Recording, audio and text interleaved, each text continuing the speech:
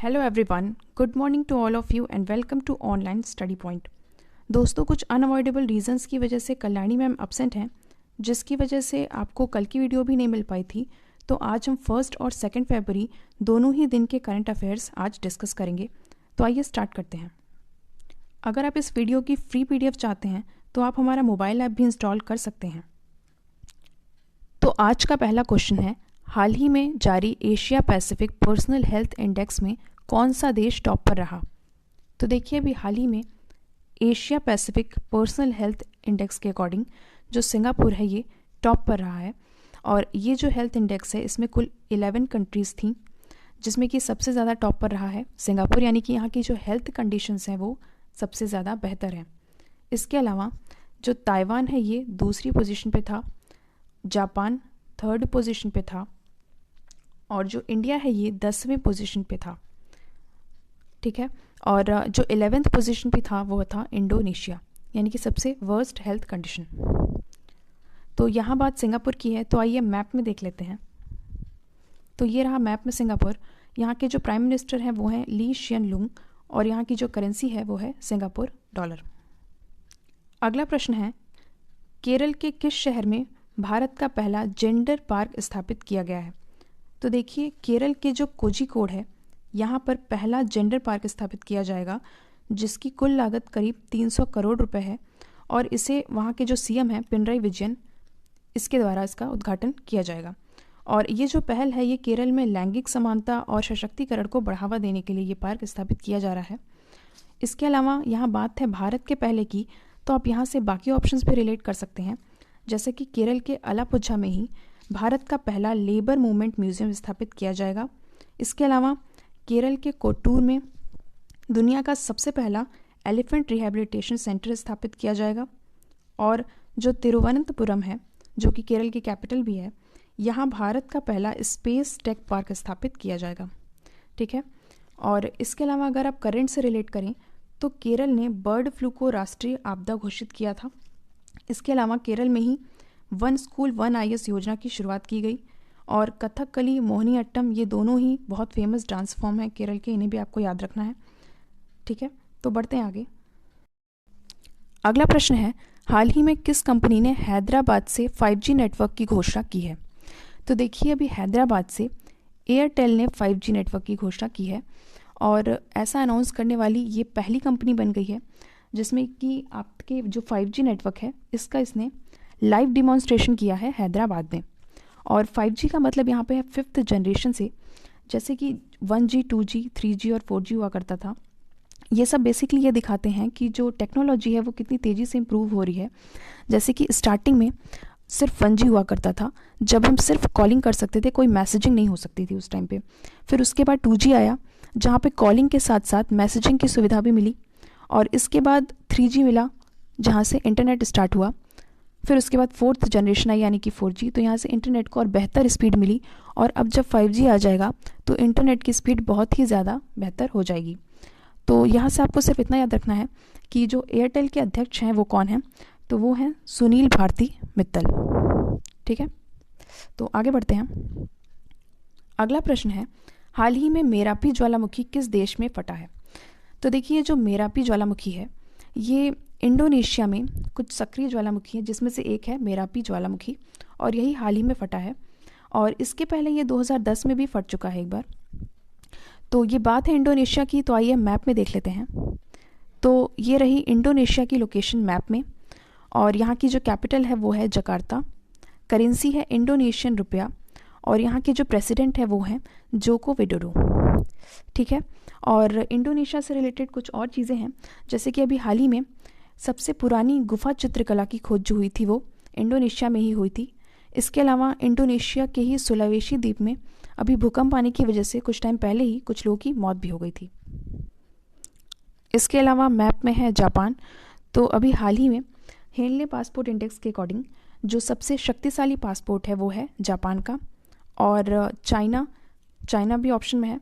तो इसके अकॉर्डिंग आप देख सकते हैं कि जो अंकटाड द्वारा जो रिपोर्ट जारी की गई थी उसके अकॉर्डिंग प्रत्यक्ष विदेशी निवेश में जो सबसे बड़ा प्राप्तकर्ता देश है वो चाइना बना है।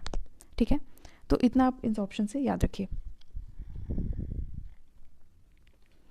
अगला प्रश्न है, हाल ही में एशियाई क्रिकेट परिषद का अध्यक्ष किसे नियुक्त किया गया है? तो देखिए अभी हाल ही में एशियाई क्रिकेट परिषद का अध्यक्ष नियुक्त किया गया है जय शाह जी को। और ये जो अमित शाह हैं इन्हीं के बेटे हैं जय शाह, और वर्तमान में ये बीसीसीआई के सचिव भी हैं। ठीक है, और यहाँ से अगर आप बाकी ऑप्शंस देखें तो जो सौरभ गांगुली हैं ये बीसीसीआई के अध्यक्ष हैं, और ग्रेग बार्कले जो कि आईसीसी यानी इंटरनेशनल क्रिकेट काउंसिल के चेयरमैन हैं। ठीक है, इंटरनेशनल क्रिकेट काउंसिल के चेयरमैन हैं, और ये कहाँ से हैं ये भी पूछा जा सकता है, तो ये न्यूजीलैंड से हैं। इसके अलावा आईसीसी के जो सीईओ हैं वो याद रखिएगा मनु साहनी हैं। आईसीसी के जो सीईओ हैं वो मनु साहनी हैं, लेकिन जो चेयरमैन है वो हैं ग्रेग बार्कले। अगला प्रश्न है, हाल ही में भारत ने वैक्सीन मैत्री पहल के तहत किस देश को वैक्सीन प्रदान की है? तो देखिए अभी हाल ही में जो वैक्सीन मैत्री पहल है इसके तहत इंडिया अपने जो पड़ोसी देश हैं उन्हें वैक्सीन की सुविधा देगा, जिसमें इसने सबसे पहले श्रीलंका को वैक्सीन की सुविधा दी है, जिसमें इसने कोविड शील्ड की करीब 5 लाख खुराक प्रदान की है श्रीलंका को। ठीक है, और इंडिया में 2 ही तरीके की वैक्सीन इस समय प्रोवाइड की जा रही है, दैट इज़ कोविड शील्ड पहला जो कि श्रीलंका को दे रहे हैं हम, इसके अलावा कोवैक्सीन भी है। तो जो कोविड शील्ड है ये विकसित की गई है सीरम इंस्टीट्यूट ऑफ इंडिया में जो कि पुणे में है, और कोवैक्सीन जो है वो भारत बायोटेक द्वारा विकसित की गई है। ये दोनों ही आपको याद रखने हैं। तो अब बात है श्रीलंका की, तो आइए मैप में देख लेते हैं। तो ये रही मैप में श्रीलंका की लोकेशन, और यहाँ से सबसे पहले आपको ये याद रखना है कि इंडिया और श्रीलंका के बीच जो पाक स्ट्रेट है, ये अक्सर पूछा जा सकता है एग्ज़ाम में कि इंडिया और श्रीलंका के बीच कौन सी जल संधि है, तो वो है पाक जल संधि। इसके अलावा श्रीलंका की जो कैपिटल है, जो कि कॉमर्शियल कैपिटल है, वो है कोलंबो, और एग्जीक्यूटिव कैपिटल जो है वो है जयवर्धनपुरम कोट्टे। तो जो कोलंबो है यहाँ पे साउथ इंडिया का सबसे ऊंचा टावर है, साउथ एशिया का सबसे ऊंचा टावर है, जो कि लोटस टावर, आपने नाम भी सुना होगा। और इसके अलावा यहाँ के जो प्रेसिडेंट हैं वो हैं गोटबाया राजपक्षे, और जो प्राइम मिनिस्टर हैं वो हैं महिंद्रा राजपक्षे, और ये दोनों ही भाई हैं आपस में। ठीक है, और श्रीलंका से हमारी जो सबसे मुख्य एक्सरसाइज होती है वो है मित्र शक्ति एक्सरसाइज। इसके अलावा अगर आप करंट से रिलेट करें तो 2021 में जो एशिया कप क्रिकेट टूर्नामेंट की मेज़बानी होगी वो भी श्रीलंका ही करेगा। तो इतना आपको श्रीलंका के बारे में याद रखना है। अगला प्रश्न है, हाल ही में ट्रेन के डिब्बों को साफ करने के लिए पराबैंगनी किरणों यानी कि यूवी रेस का उपयोग करने वाला पहला मेट्रो कौन बन गया है? तो देखिए अभी यूवी रेस से जो ट्रेन के कोचेज़ होते हैं उनको साफ करने के लिए जो सबसे पहला मेट्रो बन गया है वो है लखनऊ मेट्रो। और यहाँ पे क्या किया जाएगा कि इसमें जो यूवी रेज होती है यानी अल्ट्रा वायलेट रेज होती हैं, इसके हेल्प से हम सैनिटाइज करेंगे ट्रेन के कोचेस को। ठीक है, और ऐसा करने वाला लखनऊ मेट्रो जो है वो पहला मेट्रो बन गया है इंडिया में। इसके पहले अमेरिका में न्यूयॉर्क में इस जो प्रोसेस है यूवी रेज से क्लीनिंग करने वाला, तो इसके सफल परीक्षण के बाद ही इसे उत्तर प्रदेश लखनऊ में देखा गया कि इंडिया में सबसे पहले हो रहा है। ठीक है, ये आपको याद रखना है, सबसे पहले कहाँ हो रहा है इंडिया में, लखनऊ में।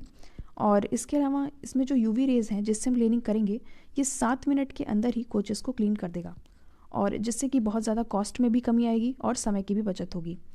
और मेट्रो की बात है तो आपको ये भी पता होना चाहिए कि अभी हाल ही में दिल्ली मेट्रो की जो मेजेंटा लाइन है वहाँ पे भारत की पहली ड्राइवरलेस मेट्रो ट्रेन का उद्घाटन किया गया था, जो कि मोदी जी ने किया था। अगला प्रश्न है, हाल ही में बीसीसीआई के द्वारा 87 साल में पहली बार किस ट्रॉफी को रद्द किया गया है? तो देखिए ये सारी ट्रॉफियाँ जो आप ऑप्शंस में देख रहे हैं, Irani trophy, CK trophy, Ranji trophy और दिलीप ट्रॉफी, ये सारी ही जो डोमेस्टिक क्रिकेट टूर्नामेंट होते हैं उसमें दी जाती हैं। और इसी में से एक है रणजी ट्रॉफी, जो कि एक मुख्य ट्रॉफी है। 87 साल में पहली बार ऐसा हो रहा है कि इसे रद्द किया जा रहा है। और क्यों किया जा रहा है? कोरोना की वजह से, कोरोना के संक्रमण से बचने के लिए रणजी ट्रॉफी को रद्द किया गया है 87 साल में पहली बार। तो ये यहाँ से इंपॉर्टेंट क्वेश्चन बन जाता है। इसके अलावा आपको ये भी याद रखना है कि जो रणजी ट्रॉफी के जो विनर थे 2020 में कौन था, ये भी पूछा जा सकता है। तो उत्तर है सौराष्ट्र। ठीक है, ओके आगे बढ़ते हैं। अगला प्रश्न है, भारत का पहला डॉग पार्क कहाँ स्थापित किया जाएगा? तो देखिए भारत का पहला जो डॉग पार्क है वो चंडीगढ़ में स्थापित किया जाएगा। तो ये डॉग पार्क स्पेशली कुत्तों के लिए होगा। जिस तरह से जैसे हम लोग किसी न किसी पार्क में जाते हैं, बैठ सकते हैं, वहाँ पे रह सकते हैं, चल फिर सकते हैं, टहल सकते हैं, उसी तरीके से डॉग्स के लिए स्पेशली ये पार्क होगा जहाँ पर हम डॉग्स को वॉक कराने के लिए ले जा सकते हैं। तो ये जैसे पार्क स्थापित किया गया है वैसे तो चंडीगढ़ में, लेकिन अभी बहुत सारे पार्क के नाम हैं तो आप उसमें कंफ्यूज ना हो, इसलिए मैं आपका एक बार रिविज़न करा देती हूँ। देखिए यहाँ पे भारत के पहले की भी बात हो रही है, तो आप याद रखिए कि भारत का पहला जो मल्टी मॉडल लॉजिस्टिक पार्क है वो असम में स्थापित किया जाएगा। और भारत का पहला असम में, लेकिन अगर ये हो कि भारत का सबसे बड़ा मल्टी मॉडल लॉजिस्टिक पार्क कहाँ होगा तो वो होगा गुजरात में। तो इन दोनों में आप कंफ्यूज मत होइएगा, सबसे बड़ा अगर पूछे तो वो गुजरात में और सबसे पहला वो असम में। इसके अलावा भारत का पहला जो स्की पार्क है वो हिमाचल प्रदेश में स्थापित किया जाएगा। सबसे पहला स्की पार्क हिमाचल प्रदेश में। और भारत का पहला फायर पार्क ये उड़ीसा में स्थापित किया जाएगा। और पहला पॉलिनेटर पार्क ये उत्तराखंड में स्थापित किया जाएगा।